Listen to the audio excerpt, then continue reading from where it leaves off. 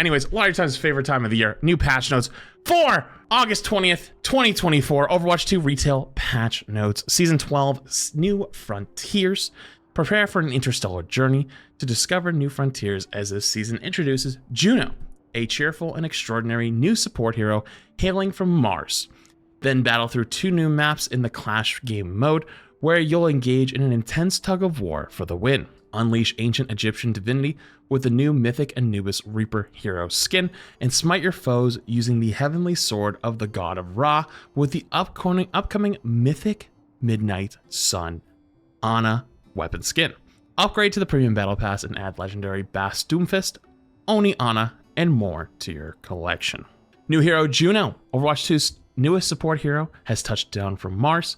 Juno has landed with her versatile Meta Blaster and Pulsar torpedoes, providing simultaneous healing and damage. Plus, Juno's Hyper Ring propels the team into action, boosting movement for faster fights, and her high mobility allows her to swiftly maneuver the battlefield to provide critical support or evade threats effectively. Juno Te Min, I probably fucked that up, was born on Mars during Project Red Promise.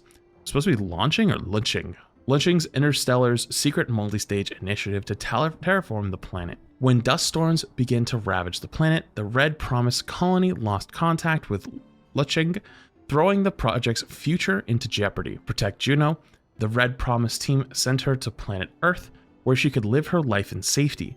Now Juno is determined to find a way to save her home and family before time runs out.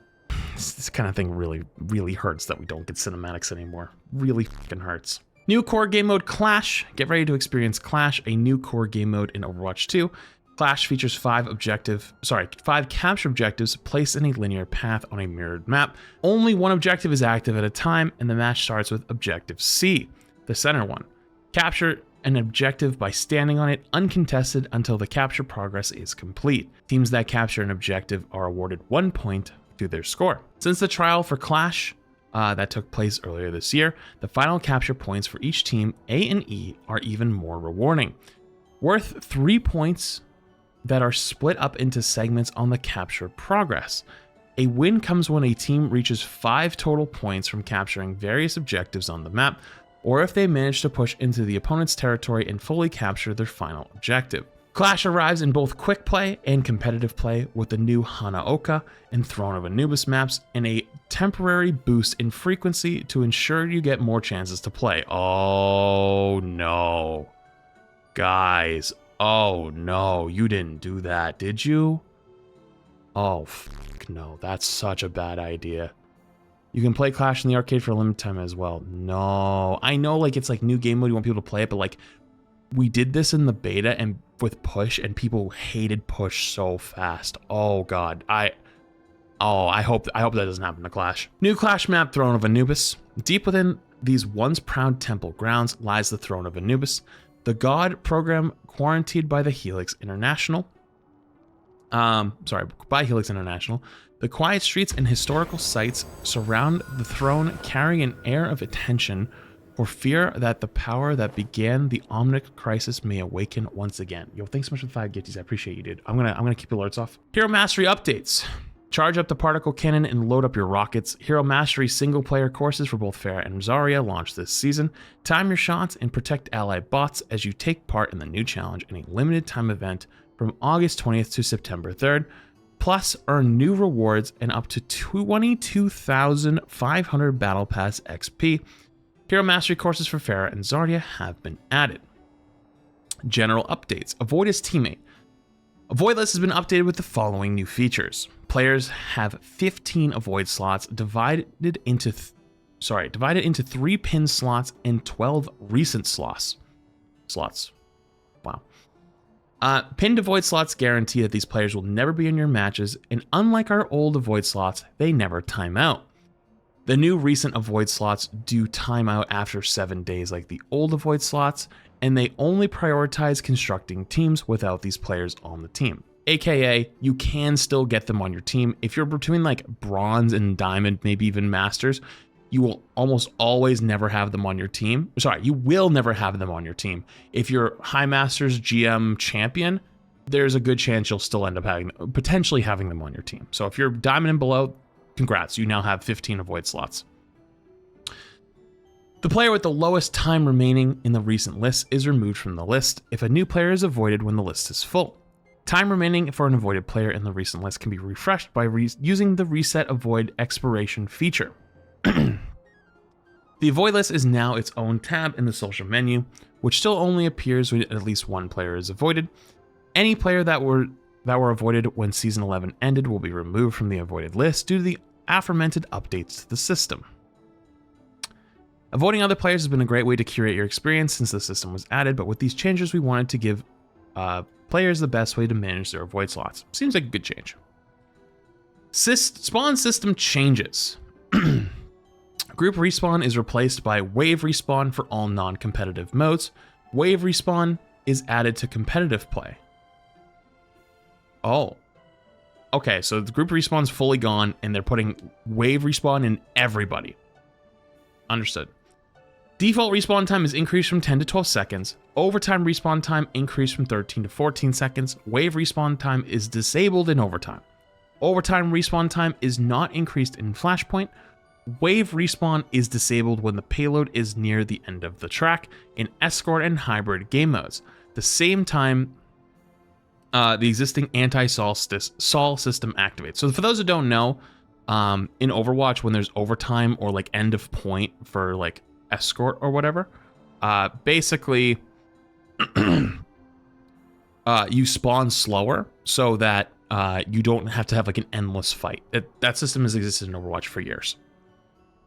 When the first hero on a team dies, they start a new wave for their team. Any hero that dies within 6 seconds of a wave starting automatically joins that wave. A hero joining a wave will respawn at the exact same time as the hero that started the wave.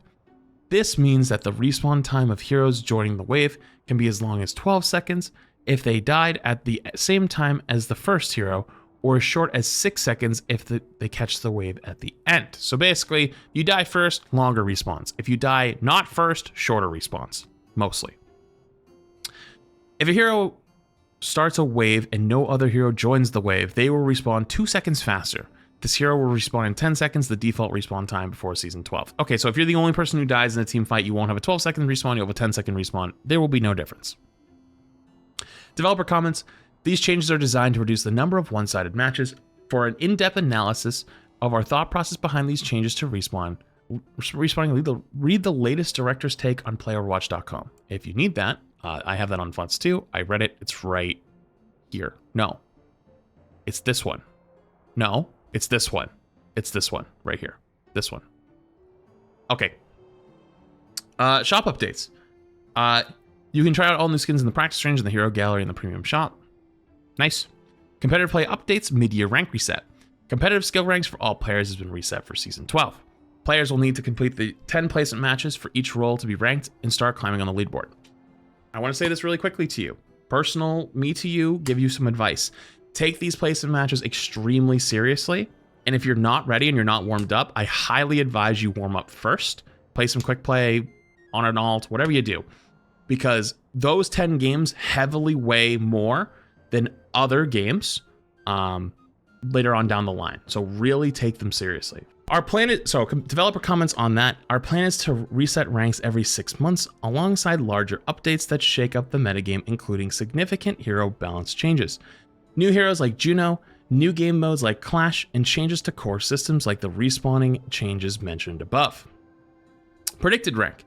The predicted rank that was displayed to players and placements at the end of each match is now displayed in all locations that rank is displayed for individual players. Predicted rank is only displayed to players viewing their own rank. Other players can't see this information. Predicted rank is now used to determine whether a group is wide or narrow, meaning that placements are no longer automatically considered wide. This allows players to get much faster queues in many scenarios after their rank has been reset. Good change. Good job. Hero updates. Here we go. Developer comments. Our recent 2.11.1 patch, which adjusted all tank heroes, saw a significant gain in interest for the role and had a positive lasting effect in queue times for damage and support as well. There are a few additional tuning changes in this update for tanks, but this patch is largely focused on adjusting many of the more mobile heroes in the damage and support roles. Mobility is very powerful, and we'd like for there to be more of a trade-off for the flexibility that it brings, especially as we add speed boosting abilities like welcoming Juno to the game. We're moving a handful of heroes to 225 HP maximum in some other cases, increasing potency elsewhere with their kit. So more heroes Hanzo could one-shot, and making them a little bit more squishy. So it sounds like they don't actually nerf a whole lot of the tanks here, which is very surprising. I thought after the tank gigabuff patch, they would reel some of them back, but it sounds like they actually ended up not being that insane. And I actually sort of agreed with that over time.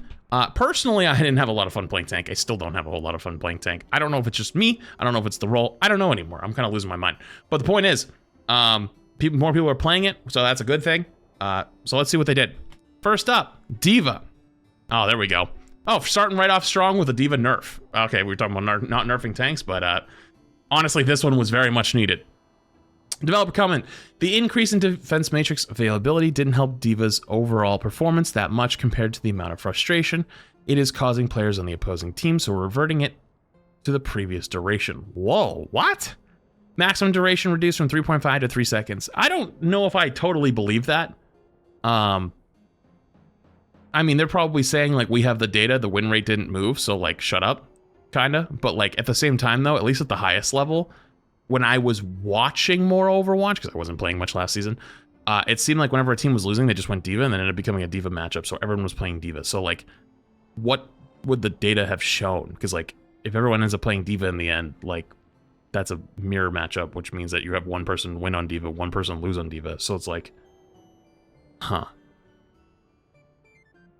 Interesting. Anyways. Don't you fucking dare. Don't you fucking dare. Don't you fucking dare micro buff Orisa again. Don't you fucking dare.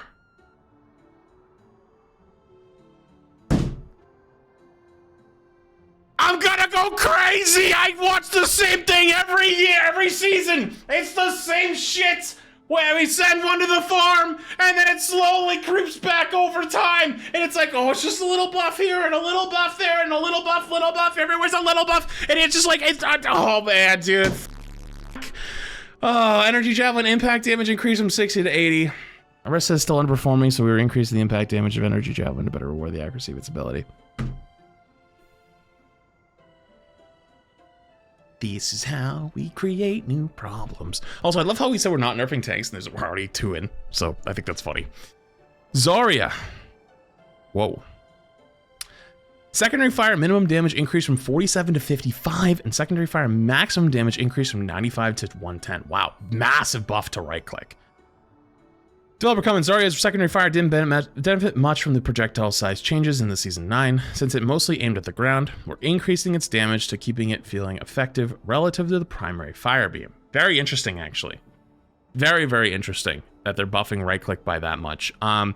So what this means for Zarya is at the beginning of fights, you're just going to be spamming your right click way more. You're not going to be like going for energy, I don't think, as much, and then going for damage. Like you're straight up going to be like artillery Zarya, at least in the beginning. That was what Emong told me like way back when like the Giga Zarya meta, I guess there was multiple Giga Zarya metas, but I remember asking Emong one time, like, dude, what do I gotta do better on Zarya? Like, I don't understand. And he's like, oh, you just need to be better with your right clicks. And I was like, what? And he's like, yeah, right clicking at like 0 energy is like one of the most important things you can do on Zarya, because like when you have no charge, you can't do anything, but if you hit your right clicks consistently, you actually do a lot of damage, you build your ult pretty well. And I was like, oh wow, that's actually pretty smart. So it sounds like that's gonna be super beneficial. Okay, wow, that's it for tank changes. Surprised that's it. I don't know if that's concerning or not. There's only 3 tank changes, but let's continue. Echo. Oh, base health reduced from 250 to 225.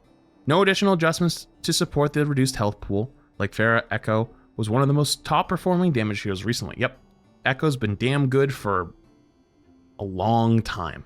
Very long time, actually. Hanzo.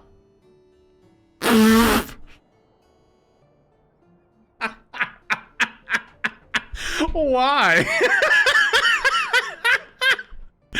Hanzo doesn't quite fit the category being a highly mobile as the other heroes. We're moving into 225 HP, but like Widowmaker has the potential long-range lethality merits as he's able to one-shot the 225 heroes. It's also nice for the Hanzo Mirror Master, more decisive as well. I was actually gonna make that fucking joke.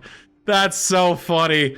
Because at least if you have a Hanzo and they have a Hanzo, at least you can one-shot each other. You know what I mean? That's so fucking hilarious. Oh my goodness. What next? Oh, Junkrat. Projectile size is now reduced by half of... What? Projectile size is now reduced by half after the ricochet. Projectiles preserve slightly more velocity on ricochet. Is this a nerf? I don't think that's going to be that insane. By making one of the best parts of Junkrat now is just the fact that his fucking shots are literally like throwing watermelons, but he's like not that good otherwise. So it's just like, that's a really weird thing. That's weird. That's strange. This is mostly a reversion back to how Junkrat grenades used to ricochet in early Overwatch, which enables more control over the angle of the bounce and helps the weapon better control spaces with some tricky shots, but the projectile size is now reduced after a couple of bounces, so there'll be fewer random feeling direct impacts at the near end of the projectile's lifetime. Wait, reduced after a couple of bounces? Oh, it's the second ricochet. Oh, it's the second one. Okay, I misread that.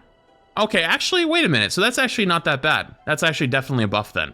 So like if you're spamming a corner and bouncing it off the corner, that's the first ricochet. It only is the second one that it becomes smaller. So that's actually, you know what? Actually, I kind of like that change. I take it back. That's actually nice. I actually enjoy, I think that's a decent one. It just means the second bounce and beyond ends up being smaller. That's actually not bad. That's actually not bad at all. Sojourn.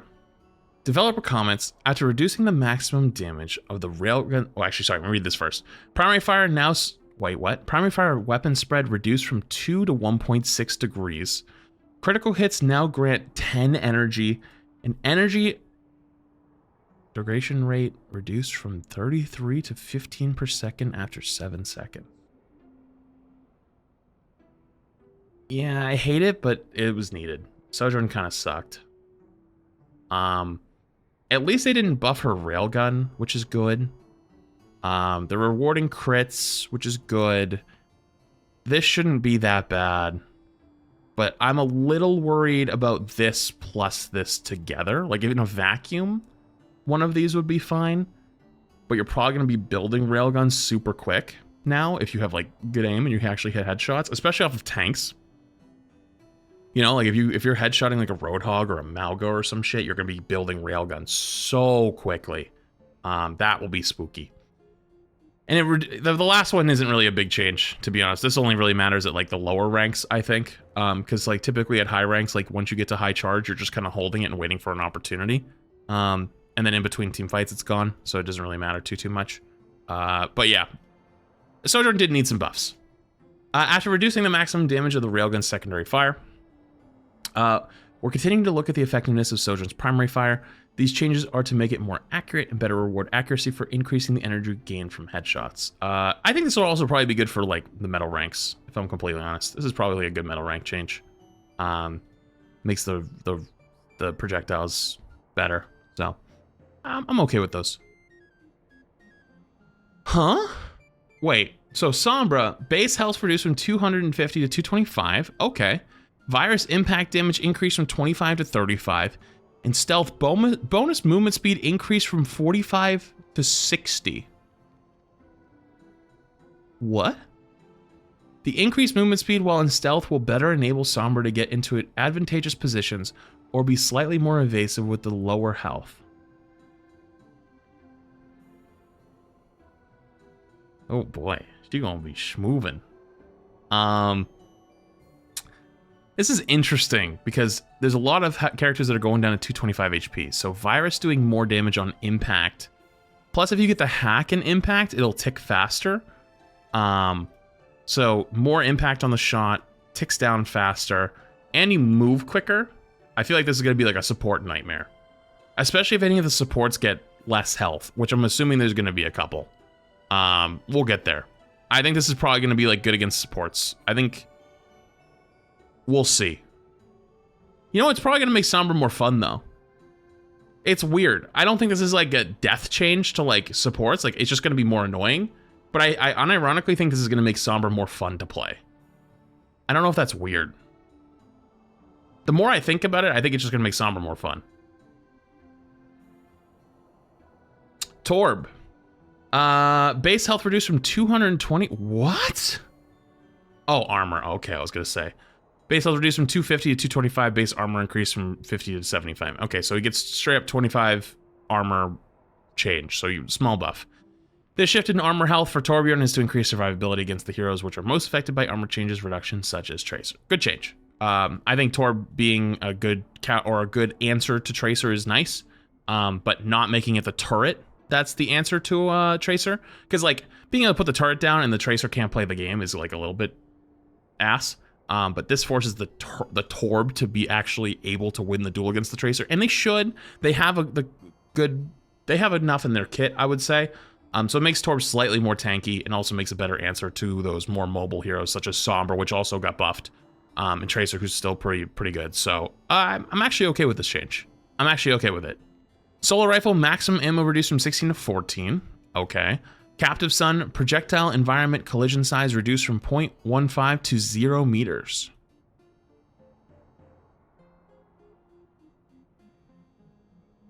I don't understand this change at all.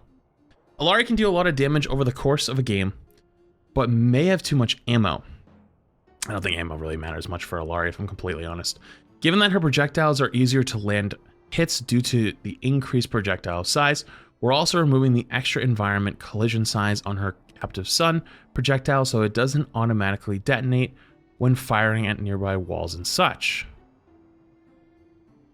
Oh. Interesting. I don't know how, I can't picture that in my head. I'll have to just see how it feels. There's a similar fix to prevent her secondary fire beam from impacting a wall instead of allies near it. That's interesting. So it sounds like it's going to hit walls more often. Yeah, it's AoE, but it's not going to, it's not going to get stuck on things unless hitting directly. Oh, it'll avoid walls less often. Sorry, yeah. I said more often, less often. Okay. So like, you know, like there's like a random fucking tree. Like a random fucking tree, and you just shoot it over the tree and it collides with the tree. Okay, I see it. I see what they're going for here. So it's interesting that that's it, because Illari's really fucking good. Like BAP Illari is insanely strong right now from what I've seen. So just 2 ammo. Ew, I spit. I don't think that'll actually do much there, but okay. Woo! I feel like this is gonna be a big one. Juno! Holy fuck. Let me read the top. Developer comment, community feedback on Juno's trial was split between over and underpowered. On the stats side, she performed strongly in most every categories, but particularly overperformed in healing output over the course of a game. These changes are improving her utility while pulling back lightly on healing throughput. Really, I actually disagree on that. Since we'd still like her to launch in a strong state as the players grow accustomed to her playstyle, there were also a few quality of life improvements that are listed elsewhere in the patch notes. Juno added the lineup, Juno added competitive play, base health reduced from 250 to 225. Yeah, we got a teaser from that in the trailer, which is surprising but not surprising because she's a movement hero and a lot of the movement heroes got, you know, taken down a little bit in health. Meta Blaster burst projectile volley rate reduced from 34 to 28 shots per second.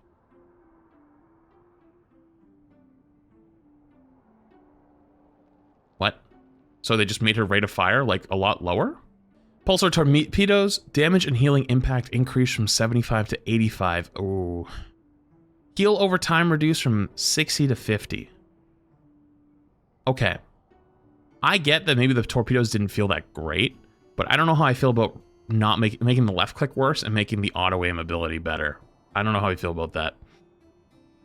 Hyper Ring, deploy range increased by 3.5 meters. That's interesting. They're making it so you shoot it further. Cooldown reduced from 16 to 14 seconds. Okay, made the cooldown a little bit lower, use it a little bit more often. Orbital Ray, beam travel speed increased from 1.9 to 2.25 meters per second. Okay, so the ult goes a little bit quicker. Ult moves a little bit faster, so that means you can take more ground with it, which is nice. But also it'll run away from your team faster, so there's give and take. Deploy range on the ring, I like that. Cooldown or buff, I like that. I'd have to see how the rate of fire feels in game. Because like that doesn't, like 34 to 28 feels like a lot. Kiriko. Despite this perception of how powerful Kiriko feels to play against, she is a hero that consistently underperforms when it comes to winning games. However, she is a highly evasive hero that makes a lot of sense to be in the 225 health bracket to help counterbalance the loss of health. We're smoothing out her damage dealing consistency by increasing the kunai's base damage and removing the enhanced critical multiplier. That's so disappointing, actually. Base health reduced from 250 to 225. Critical multiplier reduced from 2.5 to 2. Damage increased from 45 to 60. Recovery time increased from 0.5 to 5.5. So this is a buff to... I'll explain it before I talk about why I'm disappointed. It's a buff to body shots. So like if you're not a headshot Andy, you'll do more damage consistently. And like headshots will still do the same. Like they still do 120 damage. But the reason why I'm sad about that is because Kiri, when she launched, that was like her big thing, right? Like she's a support that is really mechanically intensive to hit headshots with, and reward you for doing so. But if you don't have the mechanical skill to hit that many headshots, you can still do a lot of healing with her, but you're not going to perform in the same way. And so like it made it have a really high skill ceiling. And if you were not good with Kiri, your floor could be quite low, even though you could do a lot of healing in your Rush and Suzu and stuff like that, and good survivability. And this is just completely stripped that away. Damage went from 112 to 120. Oh, so it's a straight damage buff with a headshot. Oh, even better. Sorry, I thought it was still at 120. My bad. So this is a buff. This is a straight up buff to her damage, plus a buff to the skill floor. But this also just makes it so like players that are not that good just do more with her. Which, if you're talking from like a fun standpoint and just like a gamer standpoint, that's like not necessarily bad, because like your bronze, silver, gold, even plat players shouldn't like not get to have fun, right? Like I'm not anti-fun for you, but I did kind of enjoy having at least like one or two characters in each role that like are super high skill. Like your only way you're gonna really pop off with them is you're like extremely talented or mechanically talented or game sense talented. And I feel like that just kind of got removed, and it's almost like you just made like another okay support, you know? Chicken 2-tap now since HP is down. Yeah, no, I'm not even talking. I don't even really care about the buffs and nerfs. If I'm completely honest, I don't really give a shit. It's just like the identity is a little bit more gone. That's the only thing that I'm kind of like, oh. But yeah, that is straight up a buff to her damage. So I don't know. I feel like I just wanted to say that really quick. But straight up buff to damage brought down to 225. Okay, so this is Lifeweaver, who I was supposed to have some interesting changes. Let's see. The pedal platform was too easy to waste if a player accidentally ran over it without intending to make use of it. Now it resets back to the ground if no one is standing on it. We're also reducing its health so that it's more reasonable counterplay to destroy the platform. Healing Blossom will now passively charge at a slower rate to enable players to swap between weapons without the fear of falling too far behind a fall. Wow, wait a minute, that sounds awesome. Healing Progress can now charge passively at a reduced rate. No longer reduces movement speed when holding a full charge. Pedal platform duration only counts down when the platform is raised. Platform now resets if no one is standing on it for 2 seconds. Duration increased from 10 to 12 seconds. Health reduced from 400 to 300. And rejuvenating dash reduced from 60 to 45. Wow. Holy shit, this is actually looks crazy good. So they brought down the self-heal, which was a little bit frustrating to play against on Weaver. They brought down the ridiculous 400 HP platform, which was a little bit annoying to play against, but also made it so that It lasts longer, which means if you're using it, you're getting a better use out of it. And also, if you have some dumbass that walks over it right away and doesn't use it, it'll come back down. You can keep using it. This is actually really good changes. Even the Healing Blossom change of charges passively means you don't get punished for doing damage or for doing poke, or at least not as punished. Walking in with the reduced no movement speed reduction while holding at full charge, I am not a huge fan of that, but it's also a quality of life change. It's a buff, but it's a quality of life change at the same time. And I'm okay with that for now. I think Weaver needed some stuff just to like be more fun. Like Weaver just was not that fun to play. Wow, they fucking cooked. I actually love these Weaver changes. I think this is gonna be great. I want to play a little bit of Life Weaver now. Oh god, what did I just see? Mercy's Guardian Angel movement enables her to be highly evasive and difficult to engage for many heroes, but is also one of the most fun parts of her ability kit.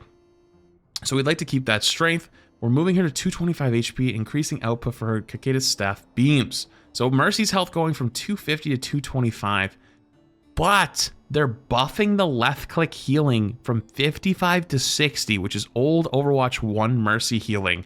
And then they're also buffing the damage boost from 25% to 30%, which means this is old Mercy. Wait, this is old peak Mercy without the reses though. Holy shit. So wait, Sojourn got buffed this season and Mercy got buffed? Uh-oh. Oh, no. First off, I just want to say, I think Mercy needed some fucking help. I don't know about the 225, but at the same time, movement characters are all getting pulled down to 225, so can't really complain. I think that's fine. Everyone's getting nerfed if they have movement abilities down. However, Mercy definitely needed something, for sure.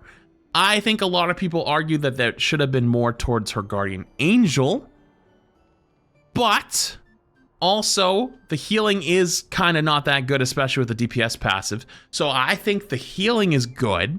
That's a good change. The damage boost is a little spooky. But hey, you know what? The Mercy players have been suffering for long enough, so let them have it, okay? Let them have it. I have no problem with them having fun, because like they've been in the shitter for a while. Weaver and Mercy, who've been in the shitter for quite a bit and struggling, are eating good right now. So you know what? Happy for you guys. Congrats. I am genuinely very happy for you. Moira. Okay, so Moira's health going down to 225. Biotic Grass secondary fire damage increased from 60 to 65 damage per second. Okay. Developer comments, Moira can be difficult to take down between the low cooldown of her Fate ability and self-healing of the Biotic Orb. She is now 225 HP and slightly higher damage output to keep an edge on her offensive potential. I get what they're going for. More damage, but also less health, so less sustain, more risk. I could see that going either way, though. Correct me if I'm wrong, but I believe Moira didn't get any buffs to her damage when everyone else got health buffs. So, like, averages of damage versus health pool, Moira hasn't been as good since Season 9. Did she? Oh, she did. She got a small buff? Was it the same percentage or no? It was just a range buff? It was 55 to 60. Someone who's better at math than me would have to figure out, would 55 damage at 200 health heroes be the same percentage as 60% to 60 damage to 220 or 250 heroes? I feel like I'm not sure on that one. Now she's good in low elo. I think Moira wasn't even bad, so I'm a little bit intrigued by this one. I think they wanted to probably bring her down to 225, but were scared to not give her something in return. I feel like this is like a TikTok rage bait change for sure. Lucio. Base health reduced from 250 to 225. Primary fire damage increased from 18 to 22. Huge left click buff to Lucio. Lucio is one of the most mobile heroes and makes his allies faster as well. So we're moving into the 225 HP hero category. His playstyle tends to get closer ranges much more often than other heroes in this category, so we're tuning up his primary fire damage output to increase his effectiveness at range before diving in. I don't know about that last sentence. I don't know where damage output at range before he dives in thing comes in. But massive left click buff to Lucio. Obviously less health, but Lucio getting a very nice change. Lucio players probably should be very happy about that one. Quality of life updates. Alongside the balance changes that should make Juno a strong and viable choice in the support role, we also heard community feedback to apply several small changes to make the experience of playing with or against Juno a lot more enjoyable. Thank you for your detailed feedback during the Juno Hero trial. Meta Blaster. The weapon's model visuals and firing sounds were updated to indicate when the weapon is at low ammo. The heal sounds that play locally to the Juno player were updated to be more noticeable when healing allies closer to full health. Pulsar Torpedoes. The cooldown when the ability is cancelled after no successful lock-ons has been reduced from 5 to 2 seconds. Good change. Line of sight checks were improved to better find targets with the hitboxes in view. Added range forgiveness of an extra 5 meters on current targets that might move beyond the max 40 meter range. The local cancel sound was increased in volume to be more noticeable for the Juno player. The ally and enemy impact sounds were updated to be more noticeable for the Juno player. Healing torpedoes have new impact visuals when hitting enemy barriers or when they clipping near walls. Glide boost now adjusts Juno better when she hits level architecture such as doorways. Interesting. So like sometimes apparently like if you're flagging on Juno, you could just bonk your head on on a doorway and you couldn't go down. It sounds like it'll do the upwards thing where you go like when you can kind of like go up on something. You know what I'm talking about? Like where like you're not high enough to quite make it to the ledge, but you could like walk into it and then it would pull you up. This might do the opposite where you walk into a doorway, it'll pull you down. Sounds like it. Juno players will now hear the initial hyper ring apply sound when entering their own ring for the first time. The sound when re-entering the hyper ring was updated to be more noticeable. Orbital Ray, the ultimate enemy voice line was updated to in tone to better contrast the ally version. Good change. The enemy version of the Ray's start sound was updated to be more noticeable. Map updates. Passing through spawn doors barriers of your own spawn apply a temporary speed boost to the capture point faster. The speed boost is removed when taking or dealing damage. The speed boost is applied by both the default and forward spawns. The speed boost counts towards the existing movement speed cap of 75%. Push. The push block collision has been updated so players cannot contest from certain high ground positions. So it sounds like Colosseo and New Queen Street, you can't contest from the bridge or the window, it sounds like. General map and mode updates. Updates to our map recency system to increase the frequency of new maps and modes at the start of each season. Ugh. Capture point outlines can now be seen through walls on Clash and Flashpoint when the capture point is unlocked. Lighting scenarios are now randomized in quick play and competitive mode. I like that, finally. Fix a bug with a gotcha achievement was not rewarding. Okay, whatever. Bugs. When they landed on Diva re-entering her mech. Okay. So, that's all your changes for Season 12. Patch notes, final thoughts. I gotta try a few of these to see how they are. Mercy, Lifeweaver, Lucio are all eaten. Kiri, I'm a little just sad about. I don't know how the Juno changes are gonna feel. Ilari didn't get any changes to other than ammo, so I think she's gonna still be strong. Sombra might be more fun to play, but scary. I'm a little bit worried about Sojourn plus Mercy being buffed in the same season. There's nothing like egregiously bad in these changes other than another micro buff to Orisa, I guess. And the reason why I don't say that's egregiously bad is because it's such a small change. And if you go, but chat flats, it's just a small change. Yeah, I'm going fucking crazy, man. I've been here for years. I've lived here for years. I know what's happening. I see it in real time. It's happening again, dude. The cycle continues. So, she needed it. She needed it. Oh, she just needs another micro buff, and then another micro buff, and then a mild micro buff, and then another micro buff, and then boom, Orisa, and then it pops out of a tree, and everyone goes, ah! What happened? Dude, I'm just tired of it. I'm tired of it, dude. So, I don't care. Argue with the wall. Don't give a f. You want Orisa buff? Sure, don't care. I'm over it. But anyways, patch notes actually don't seem that bad. It is a little funny for a few of them, like Hanzo, though. So, we'll see how it is. There's some interesting stuff for this season. It's all right. It's all right. That's the best way I can look at it. It's all right. 1 year of being subbed to my favorite streamer. Enjoyed the content, man, and keep up the work. Thank you. Is it really... Wait. What? Wait. Wait, I'm blue. Wait, what? Someone needs to fill this saddle. Huh? Wait, you glow now when you're damage boosted? Still boosting you. Is this to like really make it obvious that you're being damage boosted? I don't know how I feel about it, but I understand what they're going for. They probably want players to know that they're actually getting damage boosted so they stop complaining at their Mercy players. But I feel like it's going to be kind of annoying. Hang on, let's see what it looks like in third person.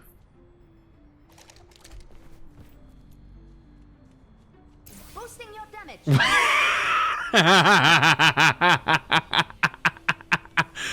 Wait, so you can easily tell when an enemy is damage boosted now because they glow blue? It's not just POV, it's the enemy sees it too? I don't know, I mean, at least it like lets you know that someone's damage boosted when they're shooting at you, but like I feel like the big blue beam probably was like the indicator. I don't know. I don't know how I feel about that one. We'll see. Oh. Oh, wow. Wow, they really changed the way this looks. Wait, I'm blue in that as well? Wait, so you glow blue during the Juno ultimate too? Hang on, let's see that again. Holy shit, you even glow during the Juno ult now. So any damage boosting, will you glow blue. That's kind of nuts. Spend every moment growing into who you or if you want to use it for the one you're currently working on, that's fine too. Look at that!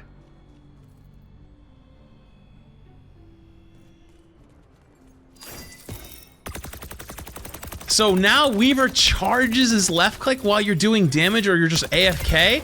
So you don't even have to charge your first one, it's already good to go. So boom, and then if I want to charge it faster, like I normally do with like your normal left clicks, boom. But then say I go back to doing damage, it passively charges back up to 80. So then let's say I'm doing damage, and oh, someone's low. Boom, just instantly throw it at him. Keep doing damage, doing damage. Oh, someone gets low. Boom. Oh, okay, let's see the new platform. So you throw the platform down, and then if you go up on it, and then you get off of it, 2 seconds later it'll come back down, then you can get back on it. And then it will come back down, and then you can go back on it. 1 of 99. And then it will go back down. And look at the timer. You see my timer of the uptime above the icon? The timer doesn't continue to move as long as no one's on it. It only moves if it's in the air.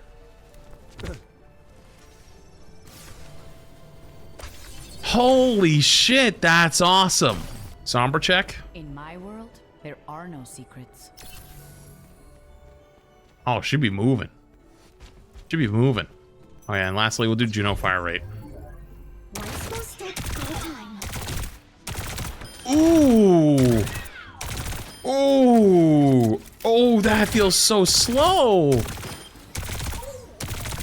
Ooh. Oh no. Oof.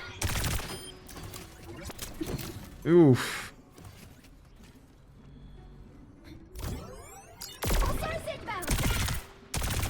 They buffed the torpedoes and nerfed the left click. Oh, poor Juno.